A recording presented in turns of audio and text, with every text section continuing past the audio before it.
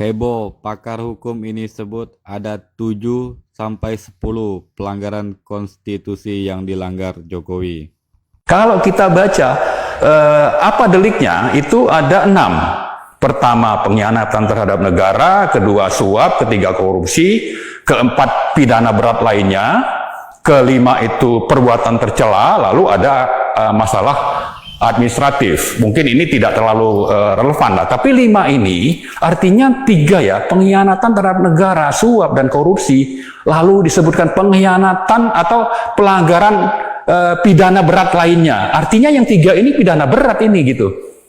Dan maka kalau sudah ada definisinya, lalu kita lihat juga apa itu yang namanya pengkhianatan terhadap negara di pasal 169 Undang-Undang Nomor 7 2017, yaitu tentang pemilu, disebutkan antara lain itu melanggar konstitusi. Di samping misalnya upaya untuk memisahkan diri atau berkomplot untuk menjatuhkan negara, itu bisa dilihat definisinya. Tapi pengkhianatan terhadap negara itu ada definisinya, dan itu salah satunya melanggar konstitusi, dan itu yang saya sebut tadi antara 7 sampai 10 pelanggaran konstitusi yang sudah dilakukan oleh Pak Joko Widodo. Salah satunya misalnya menerbitkan Perpres nomor 54 tahun 2020 tentang APBN.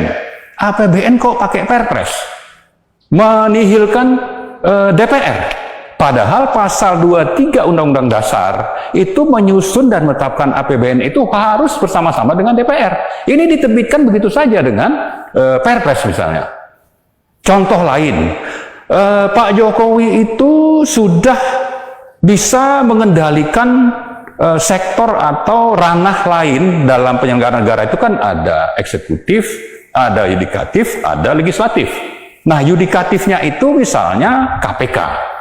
KPK itu sekarang ada di bawah kendali Pak Jokowi lewat Dewas misalnya. Atau kalau kita bicara MK, itu kan juga misalnya putusan nomor 90 tentang Gibran, atau putusan 91 2021 tentang Undang-Undang Ciptaker, bahwa MK menyatakan bahwa ini harus dirubah.